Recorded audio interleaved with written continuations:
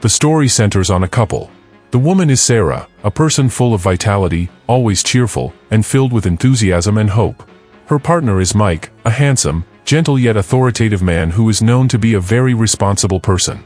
One day, they were traveling in a Kia car on one of the most iconic and legendary roads in the United States, Route 66. It stretches for almost 3,940 kilometers, starting from the city of Chicago and ending at Santa Monica Beach in Los Angeles. Watches the fire, I don't need that then. They traveled through an area known for its extreme and deadly atmosphere, the arid and almost lifeless Death Valley. Even so, Sarah and Mike seemed to enjoy their journey. In the middle of a vast and silent field, they laughed together, joked, and seemed to enjoy being together. Their goal this time is to meet Sarah's father, a figure they haven't seen in a long time, to discuss the wedding plans they have made. But in the midst of their laughter, something unexpected happened.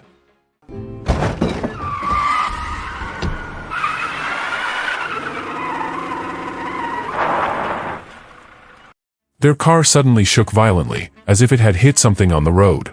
The two panicked and believed they had hit something. But when Mike went down to check the undercarriage and around the body of the vehicle, there were no marks or damage whatsoever. Everything looked normal, as if nothing had happened. An odd feeling started to creep in, something was off. Sarah?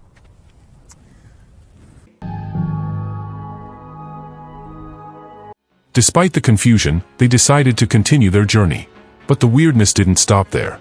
Soon, in the rearview mirror, they saw a black sedan, a Dodge Challenger, speeding away and looking like it was chasing them.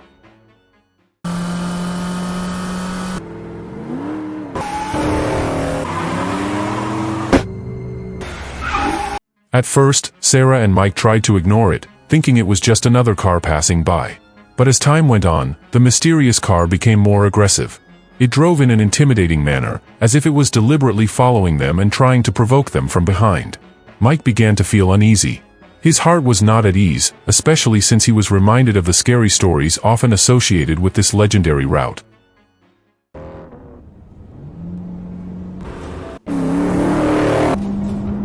Mike tried to press the gas pedal as deep as he could, spurring the car as fast as he could. However, his efforts were in vain. Their car's engines were clearly outmatched. The pursuing car behind, which was probably a Dodge Challenger with 5 times the power, easily overtook and pushed them from behind. Not wanting to take any more risks, Mike finally decided to take the exit lane and dodge. He turned the car towards a secluded building visible in the distance, a small restaurant called Last Chance, the only rest stop along this remote stretch of road.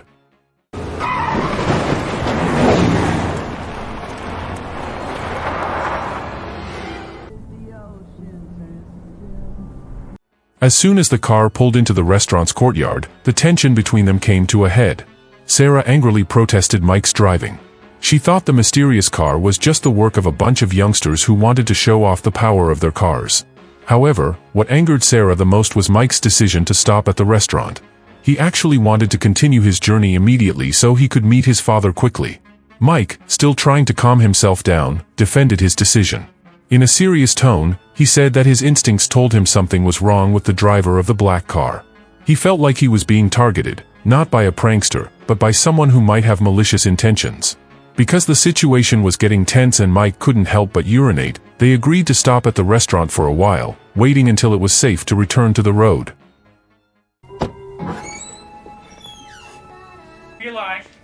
Once they entered the restaurant, everything looked normal. They were greeted by a friendly middle-aged female waitress who had worked there for a long time. There weren't many other guests in sight, just a sad-faced middle-aged woman sitting pensively by herself, later revealed to be Rebecca, and an elderly couple whose behavior seemed a bit odd.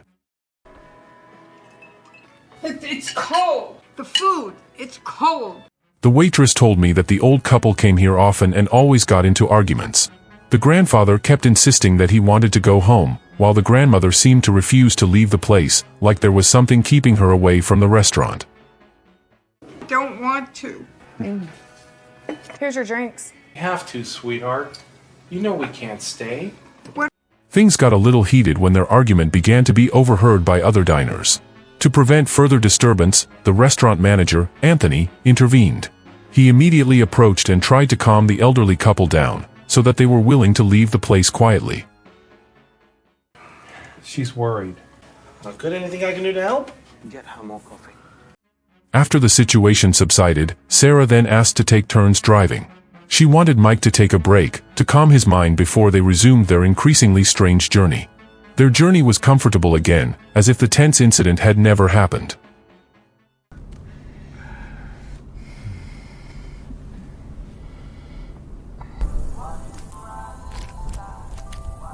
Sarah drove calmly, Mike began to relax, and the atmosphere in the car was warm again. However, the calm didn't last long. Well... Christ, again?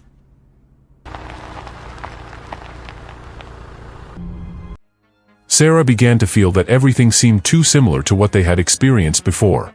The déjà vu sensation made her hair stand on end. Her instincts began to kick in, warning her that something was amiss with their journey.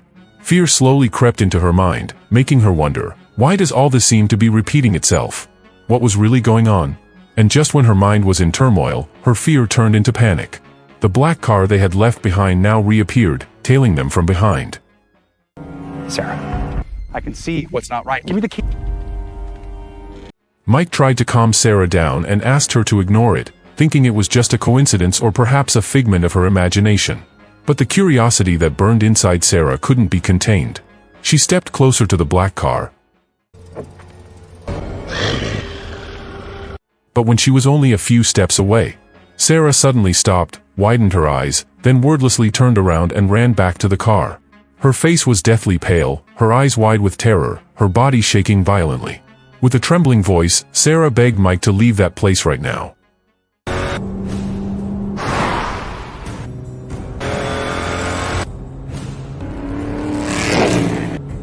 Cannot run it. So what do we do? I don't know. I'll think of something. Just keep driving. Mike, who still didn't understand what was happening, immediately asked frantically, "What did you see, Sarah? Who was in the car?" With bated breath, Sarah finally explained in a near whisper, the figure behind the wheel was not human. It was a very tall creature, far from the size of a normal human, with rows of sharp teeth like a piranha fish and a very scary face. It looked more like a monster from a nightmare.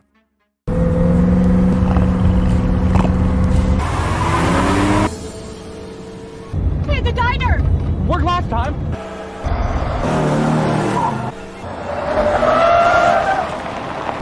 The gripping chase brought them back to the same place.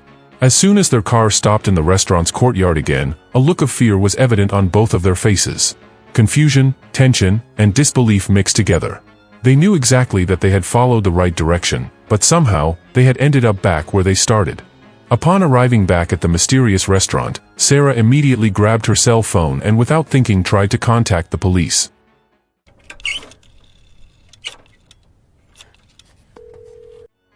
She hoped that help would come to evacuate them from the bizarre situation they were in. But unbeknownst to Sarah, the phone line she thought was connected to the police station was actually set up in such a way as to connect directly to Anthony's personal phone, the restaurant manager. His motive was simple but horrifying: to make sure that Sarah and Mike couldn't go anywhere and stayed in the restaurant. Can I get some help here? Ah, my friend, so good to see you again. I need your help. I need your help. At first, Sarah and Mike did not suspect Anthony's evil intentions. With a calm face and a friendly demeanor, Anthony appeared convincing, acting as if he was genuinely concerned for their safety. In fact, he was more than happy to offer them a room to rest in so that they could calm down. How about we grab a seat? Denise, let's get them some menus. Let's take care of our guests.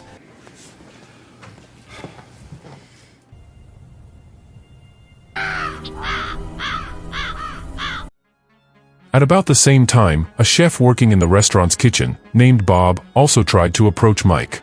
With a hurried gesture and a tense face, he almost whispered, "You need to leave this place, right now." However, before he could say more, Anthony appeared suddenly, making Bob immediately pause. Oh, thank you very much. That'll be all, Bob. Yes, sir. His expression instantly changed, and he returned to the kitchen as if nothing had happened. What initially seemed like a coincidence began to feel like a neatly arranged scenario. And slowly, the curtain of secrets began to open. The Last Chance restaurant turned out to be no ordinary stopover.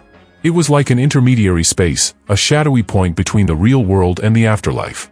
It was said that the restaurant stood on the cursed Route 66, where every soul on the brink of death, due to an accident or other tragedy, would get lost in the restaurant before actually passing away.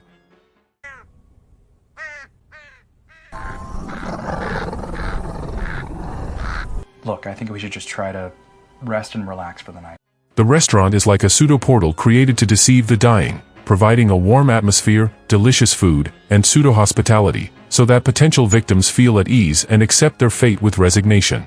All restaurant employees are not actually human, they are guardians of illusion, tasked with entertaining and persuading dying souls to accept death gracefully. They serve food, and even mix things in to make the guests feel comfortable, before they actually leave this world.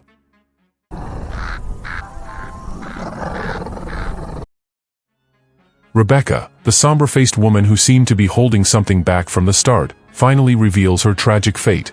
Forcibly, Anthony drags her to one of the inn's rooms, forcing her to accept the fate of her death. Inside the room, a supernatural entity is hidden, a creepy figure who acts as a life-taker. Please, no! Sorry. No! But he's hungry. He's always... The horrifying moment was accidentally seen by Sarah. From behind the windowpane, the tall, dark shadow was very clearly seen standing directly above Rebecca's body. His eyes flashed, and an aura of death seemed to envelop the room. Sarah, who saw everything, immediately froze, her breath was choked, and her feelings were increasingly convinced that this place was far from normal.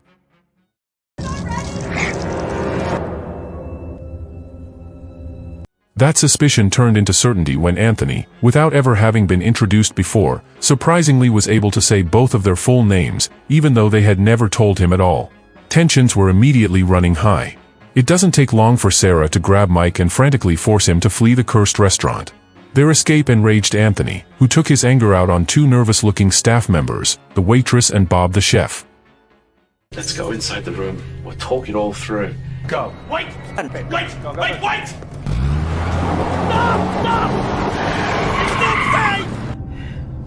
What just happened? I don't know. As it turns out, neither of them are actually waiters, but victims of the same horrific scenario. In the past, they had experienced something similar, getting lost, almost dying, and barely coming back. However, they were offered a chance at life, on one condition. They must serve forever as waiters at the restaurant, helping to mislead souls who haven't realized that death is so close. Guiltily, they take on the role, despite their weary hearts. Meanwhile, Sarah and Mike continued their escape. But as if cursed by fate, the mysterious black car reappeared behind them. They have nowhere else to go. They'll be back.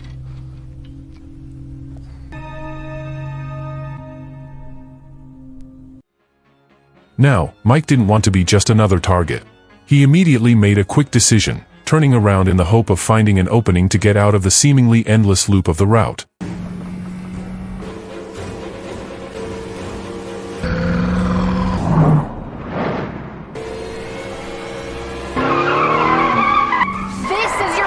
After a few kilometers, they began to feel a little relieved. The black car seemed to have disappeared, but a new problem arose. Their car was running low on fuel, it was almost gone. In a semi-conscious state, Mike woke up from his short nap and suggested a crazy idea: abandon the car and try to get off the trail on foot.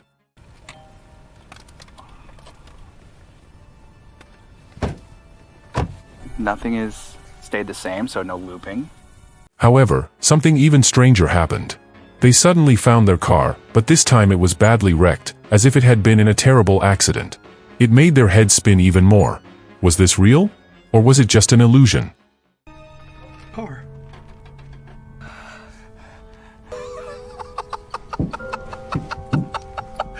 Mike began to doubt everything.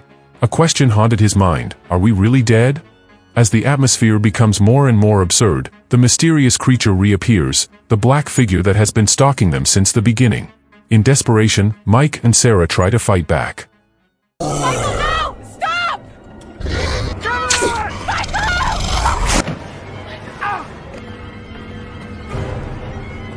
But before they can, something pulls them back, as if reality is reversing time, and suddenly they are back where they started, where their car was originally left. Surprisingly, the car is now completely undamaged, still intact as if nothing had ever happened. The phenomenon left both of them completely unsure of what to believe. But since Mike was in a weak and exhausted condition, Sarah finally decided to take Mike back to the restaurant, hoping to get medical help.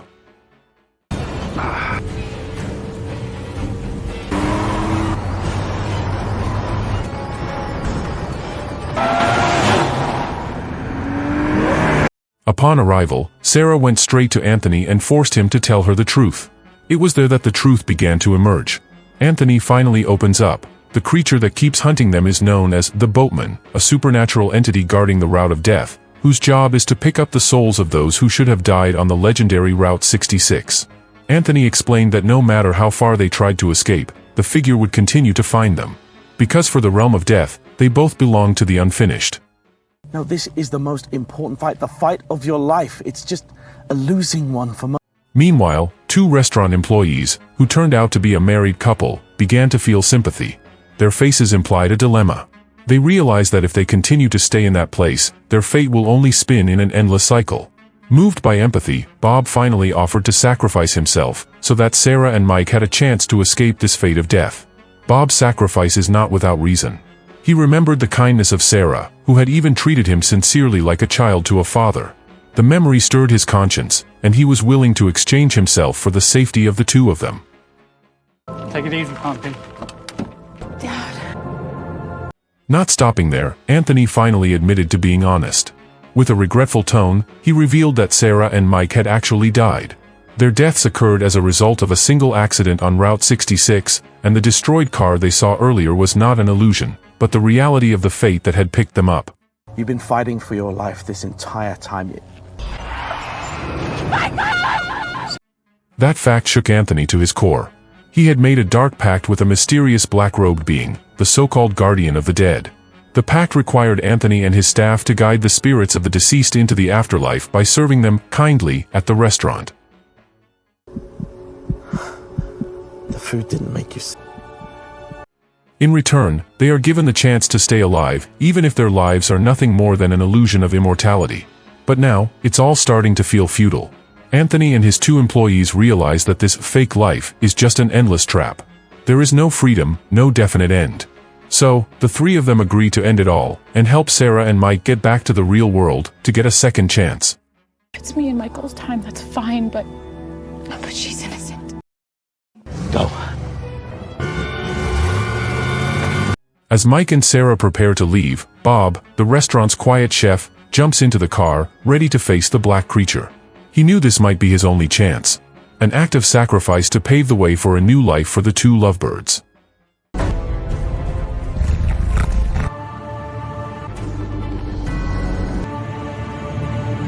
And that's how this story ends. It's over, with an ending that is unexpected, shocking, but leaves a deep meaning. The message we can take away from this movie is, death is not the end of everything. What really ends is hope when we stop fighting for life. That's all for this movie discussion. Thank you very much for watching until the end. I hope you enjoyed the story. Don't forget to like, comment, and subscribe so you don't miss other interesting videos. See you in the next video.